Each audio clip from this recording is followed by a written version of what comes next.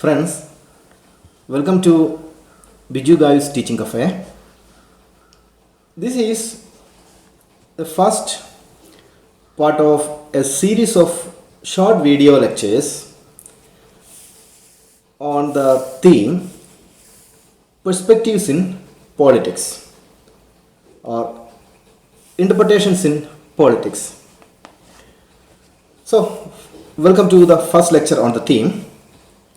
Today's theme is Politics, a Feminist Interpretation. The theme is Politics, a Feminist Interpretation. Friends, before I go to the lecture, let me request you with a lot of love that you stay happy at your home. There are pandemic, there are flood, there are landslide and death, there are plane crash, all the negative news. So consuming too much sad news cause depression. You stay at home, happy, be happy, read very well, listen to music, have good dreams about career. We will all overcome this trying time and will meet in the usual classrooms. Okay?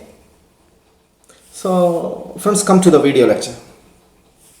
So there are different perspectives regarding politics. It develops, or every perspective develops out of an ideology or a perspective or a points of view or a specific kind of interpretations. That said, there are Marxism, there are feminism, there are liberalism, Gandhism, different ideologies, different perspectives. And see, each ideology is like you are wearing an eyeglass. It is every ideology is like wearing a particular eyeglass. You see, I have this fancy eyeglass. I am wearing this like this. You see, when I use this glass, I see everything in dark. So I feel everything in dark. I see things in black.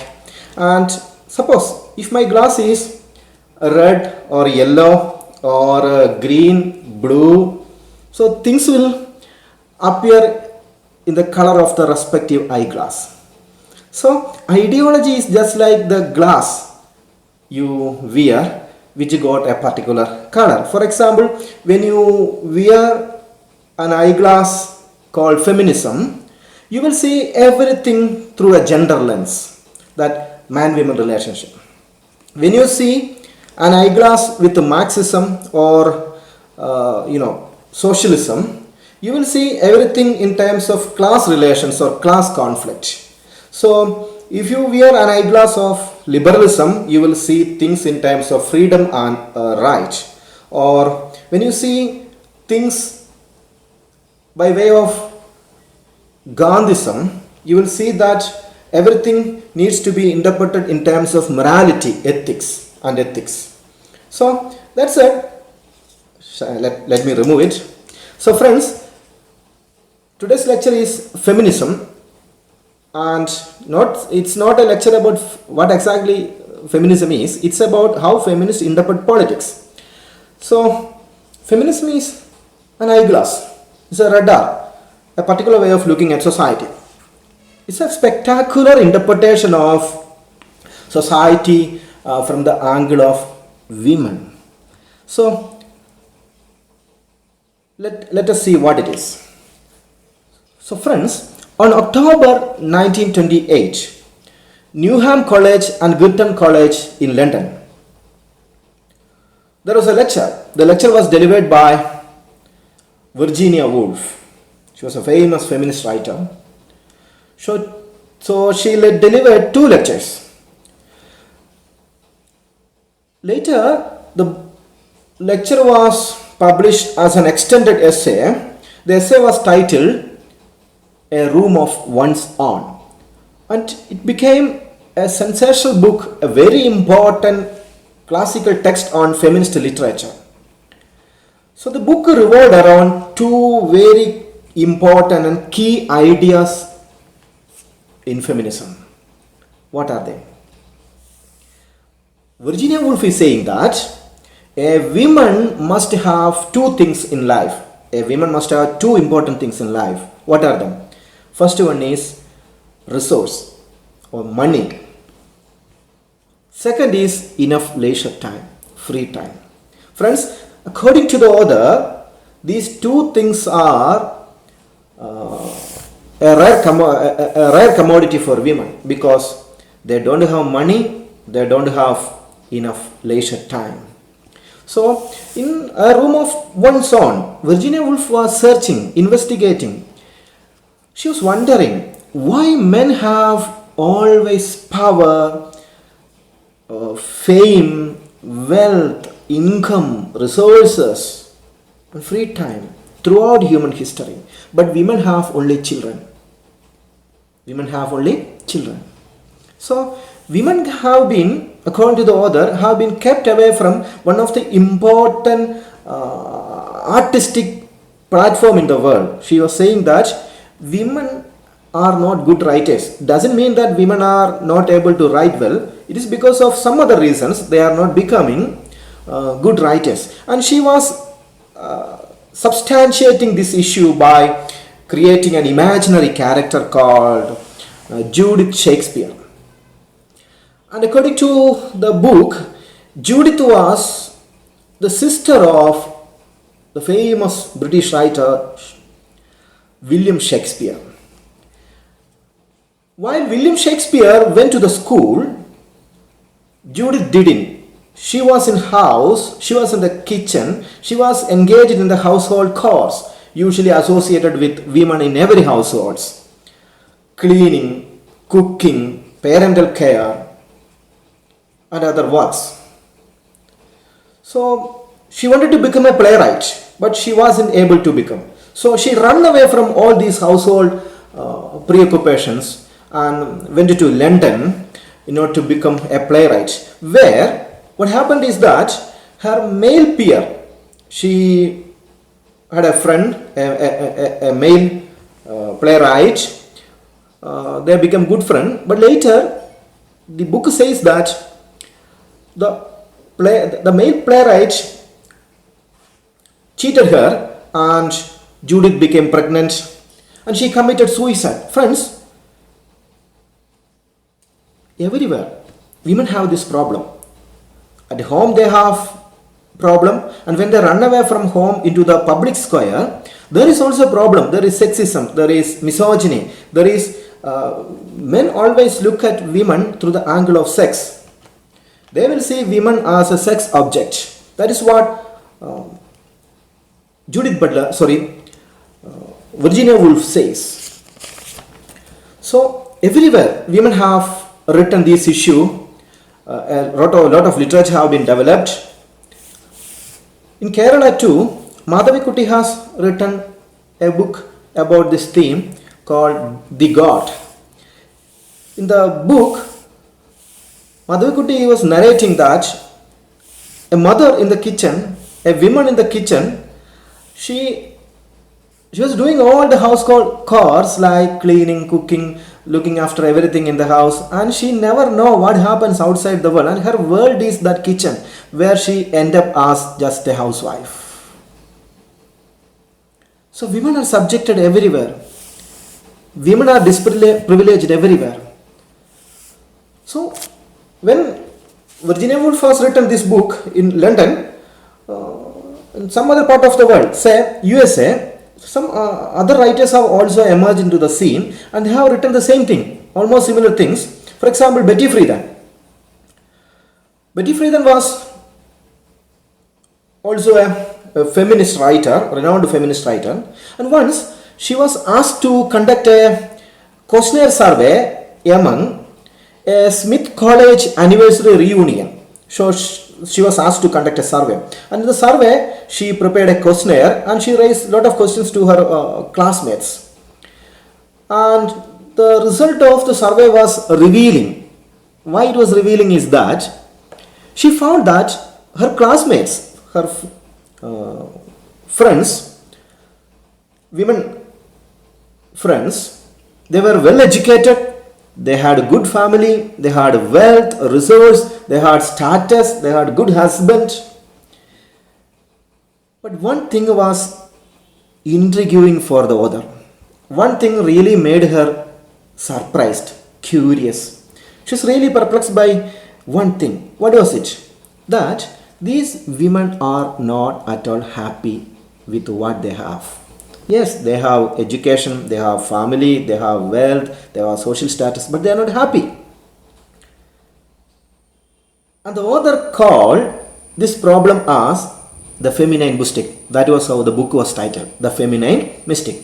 Women has a problem which has no name. So the book became sensational throughout the American world, and it was published in 1964. 1 million copies were sold the same year, and the next 3 years 3 million copies were sold. So the book became sensational, a talking point. So women get fulfillment by becoming wife, mother. These ideas were challenged. So women do have some problems. She got a number of problems, and society often fails to recognize these problems. That was the content of the book, The Feminine Mystic. So ever since Virginia Woolf's A Room of One's Own and Betty Friedan's The Feminine Mystic, feminism grew up as a literature, a school of thought. Lot of writers have come into the scene. Several writers have contributed to this literature. But this literature was originally developed by Mary Wollstonecraft. That was supposed to be the first book written from a feminist angle by a feminist writer. She wrote the book A Vindication of Rights of Women in 1792. The book was the earliest book on the theme. It gave birth to what may be called liberal feminism, which stood for political equality of women. So friends, ever since up to this time, there are three waves of feminism, such as first wave, second wave, and third wave of feminism. So the first wave started from 1848 to 1920. Political equality was the core theme of the first wave of feminism. That through various acts, through various protests, demonstrations, writing, they raised issues like women's suffrage. Women needs to get political equality. Women needs to get right to vote. So the first wave marched through protest, arrest. They come through violence and ridicule, and they were managed to articulate the issue that women need to get suffrage. That is called first wave. And second wave started from 1963 to 1980s. So writers like Betty Friedan, she said that there was a problem which has no name for women. Then the writers raised issues like the systematic sexism in society, that they questioned the idea that women's place is in the kitchen. They questioned the housewives, or women as housewives or homemakers. They raised the slogan, personal is political. Personal is political. What happens inside your family, in your private life, is also political. So Simon de Beauvoir has written Second Sex in 1949. So then comes the last wave, third wave, that started in the 1990s. So they raised issues like sexual harassment in workplace, that when women come out of their homes into the public places, there are problems like sexual harassment, because women have changed but men haven't changed. Men have that old idea, they are in the old world, they are in the idea that women should be in the kitchen. So when women come into into marketplaces, into public square, they will face some new other problems. So sexual harassment in their profession. So there are sexual harassment in workplaces. So writers like Judith Butler, who wrote Gender Trouble, or Naomi Wolf wrote the book Beauty Myth. This book raised some questions, serious questions about some stereotypes about women. So friends, to be To be honest, feminism is an ideology, a political ideology, a social theory that advocates women's rights between sexes, equality of rights between sexes, between man and women. Feminism is a range of social movements, a range of ideologies that discuss so many things from the women's points of view. It's not an ideology that says that women are superior, but it's an ideology that wants to place women at par with men in society, in the social realm. So they call for equality of sexes, equality of what? Equal pay, equal work, equality in education, equality in wages, equality in property, equality in marriage, liberty in family, freedom in family. So these are the ideas they stand for, or it's a belief in social, political and economic equality. It challenges systematic inequality that women face in the society. So it is working towards placing women at par with men in the society. They want to have, women needs to have sexual autonomy, then needs to have autonomy of their body from social structures. They should be allowed to do what they should do with their body. Society need not to interfere in women's body, their reproductive rights, their sexual rights, the right to their body. So they should have choices, they should have education, they should have property. So there are different types of feminism. There are liberal, there are radical, Marxist, there are different feminism, post-colonial, post-modern, black feminism, different varieties of feminism. Ocean of literature are there. So friends, it is, there are problems for women. For example, Maya Angelou's in a 1969 book titled I Know Why the Caged Birds Sing. She was an American poet and writer. That was her autobiography. In this book, Maya became a mother at the age of 16, and through this book she explored into problems faced by women such as rape, identity, racism, liberty. So she was inquiring how women make a living in a male dominated world, how it is difficult to live in a male dominated world. That's why caged birds sing. Birds are caged, they want to have freedom. So it is in this context, this in the background of all this literature, that we have to discuss what is politics from a feminist points of view. So they have this glass, so they have the gender, and they look at politics from that gender angle. So friends, feminists will tell you that politics is a male affair. State is a creation of man. Politics is being criticized by feminists as a male affair. Take the case of US democracy that was founded in 1788. So far, there wasn't a women president in USA. Take the case of British democracy that was founded in 13th century. So far, throughout all these centuries, Britain had only 2 women prime ministers. Theresa May, the last one, and the other one,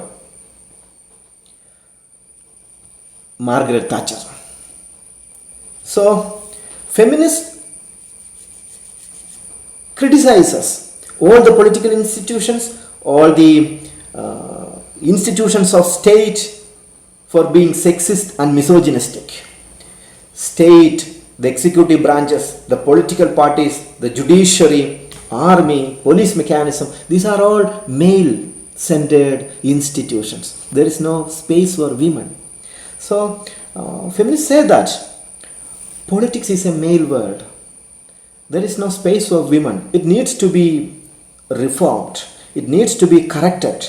in order to involve, in order to give space to women. So this is a kind of interpretation from a women's angle. So friends, this is what I want to tell you about feminist interpretations of politics.